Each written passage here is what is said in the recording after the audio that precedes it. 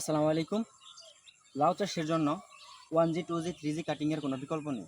দেখেন, আমরা এই গাছটি যখন গোড়ের পাতা থেকে নিয়ে 12 পাতা হয়েছে, 1 2 3 4 5 6 7 8 9 10 11 12, এই দেখেন এখানে 12 পাতা হয়েছে। সেই সময় আমরা এই যে ডগাটা ভেঙে দিয়েছি। ডগাটা ভেঙে দেওয়ার কারণ হচ্ছে, যদি আমরা 1G কাটিং করে দিই তাহলে আমাদের গাছে প্রচুর পরিমাণে স্ত্রী ফুল আসবে। এখন আমাদের কাটিং করার পরে আমাদের যে পার্শ্ব কুশিগুলো বের হয়েছে, ব্রাঞ্চগুলো বের হয়েছে, এখন কাটিং করার পরে আমাদের পরিচর্যা যেটা থাকবে সেটা হচ্ছে, আমরা যে দেখেন এই যে কাটিং করে দেওয়ার পরে এখান থেকে যে একটা পার্শ্ব কুশি বের হয়েছে এটা, এবং তার নিচেরটা এই যে দুইটা, এই দুইটা কুশি রেখে এর নিচে যেগুলো ব্রাঞ্চ আছে সেগুলো আমরা এইভাবে ভেঙে দেবো। এই দেখেন, এই করে এইভাবে আমরা যেগুলো দুইটা ডুগা রেখে বাকিগুলো আমরা এইভাবে ভেঙে দেবো। এবং ভেঙে দিয়ে আমাদের সম্ভব হলে আমরা এখানে ছত্রাকনাশক স্প্রে করব, এবং ছত্রাকনাশক যদি না থাকে তাহলে আমরা হলুদের পাউডার আমরা সেটা দিয়ে দিব।